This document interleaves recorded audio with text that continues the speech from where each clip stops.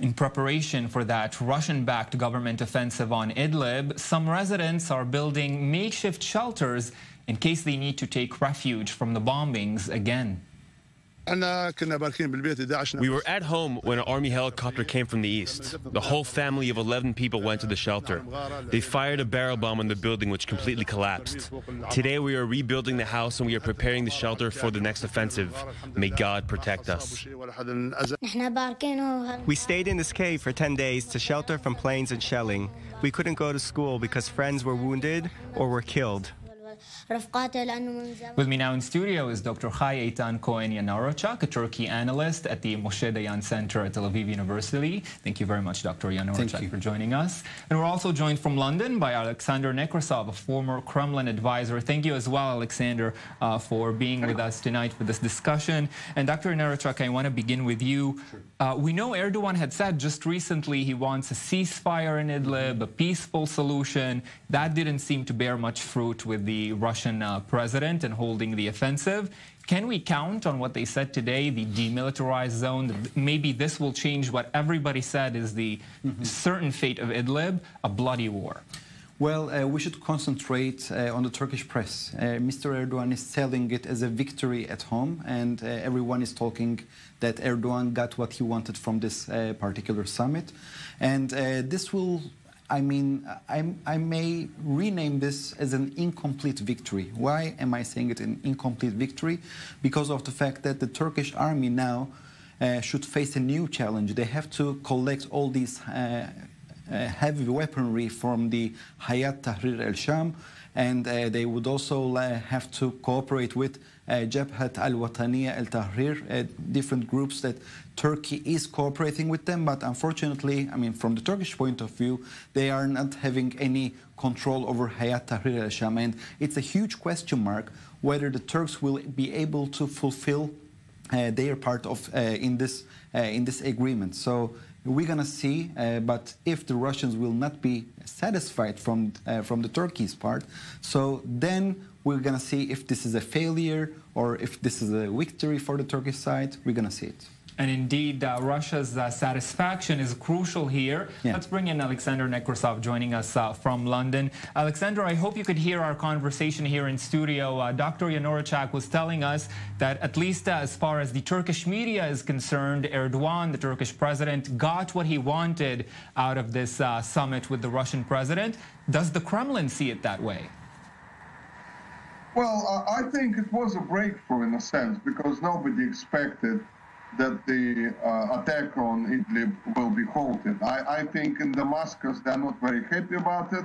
I don't think they have been consulted before that agreement was reached and details were worked out. But that's how it is. Turkey and Russia are now the main players in this particular operation. They decide how they will proceed. Now, I agree with the point that Turkey got what it wanted, but how long will it last, this plan? You know, we had so many plans, we had so many proposals, we had so many demilitarized zones and so on and so on and so on, and then something would collapse, and then some other outsider would interfere. The Americans, how are they going to look at it? Hopefully, the other parties will be also complying. But I agree with the esteemed colleague that it's very difficult to control these groups. There's so many of them. There are tens of thousands, basically, of fighters. And what if one of these groups decides to break the agreement? And I think Turkey actually has a very, very complicated role there, but the Russians as well. I mean, it remains to be seen whether this holds. And speaking of Turkey's complicated role in Syria, Dr. Yanarocak, we know it has Turkey that is some very different interests in Syria than Russia does. Can they be reconciled? Can these two powers really work together and bring an end to the conflict in Russia and Turkey? Yes. Well, it's a good question. If Turkey can persuade the Russians that Afrin canton and Jarablus canton will be recognized as Turkey's influence zones, and nowadays Turkey is trying to add Idlib as an additional third Turkish province inside the Syrian territory. So we may say yes, but again, we should see if Turks will be able to fulfill their part in this agreement. And according to the results, we may rethink whether Turks will be able to persuade the Russians or not. But from my perspective, it is very much doable. Let me remind you, the Turks have, if I'm not mistaken, 12 outposts in the Idlib province, and they are already there. So they're always reinforcing their powers. They are sending new troops. They are deploying even heavy weaponry to the region. So from the Turkish perspective, they are just trying to have Idlib as a huge population center for their own people. I mean, not for the Turkish people, but for their own supported entities like the Free Syrian Army. Because at the end of the day, after the end of this civil war, Turkey needs to give these people something very much concrete. Because if Turkey will fail to do so, then it will have a huge headache in its own territories. So now Turkey is trying to organize and arrange a new second Syria inside Syria, which will be very much loyal to it. And when we are looking at Afrin and Jarablus cantons, we can say that these two cantons are already integrated into the Turkish economy.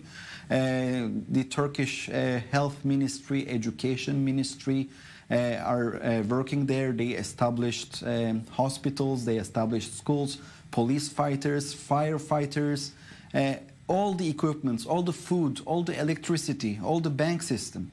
They are very much integrated into the Turkish economy. And also Turkey nowadays are building highways inside these provinces in order to have more access and in order to integrate these provinces into the Turkish economy. So Turks, as far as I understand, they are here to stay. And now they are also trying to get Idlib and to become, to have it adjacent province to Jarablus and Afrin. Of course, they are located next to Alexandretta of Hatay. So at the moment, these powers involved in Syria are already looking at the long-term effects of their presence there. Indeed. And I want to, with you, explore maybe Russia's long-term plans there. And let's bring into our conversation Matthew Brodsky. He's a senior fellow at the Security Studies Group in Washington, D.C. He joins us again, a frequent guest on i24 News. And Matthew, maybe you heard part of our discussion here in studio. We had began to discuss Turkey's long-term plans in Syria, but of course, if anyone has very interesting long-term plans in Syria, that's Moscow, and they are, in a way, mysterious. Right. Yeah, I think everyone has a competing interest right now that's involved inside of Syria. And from Russia's standpoint, one of the greatest things that it can do long-term to serve its own interests is to break Turkey away from NATO and to effectively do anything it can that would affect NATO. So this is a big picture item that Moscow sees. So in the meantime, what it decided is that it's better to come to an agreement with Turkey over Idlib now so that Turkey can remain inside of this somewhat coalition that it has currently, which is Turkey and Russia and Iran, who created these de-escalation zones in agreement. Now, the limits to that are, of course, that Turkey at the same time really does not want to see the Kurds have any kind of autonomy or a strengthened presence along its border. So Turkey is still aligned against the United States and its Syrian Democratic Forces in northeastern Syria, or wherever they happen to be located at any moment in Syria. So Turkey is trying to play both sides. Russia is basically accepting less than it would like with this deal inside of Idlib, but it is able to then keep Turkey inside of its coalition for now.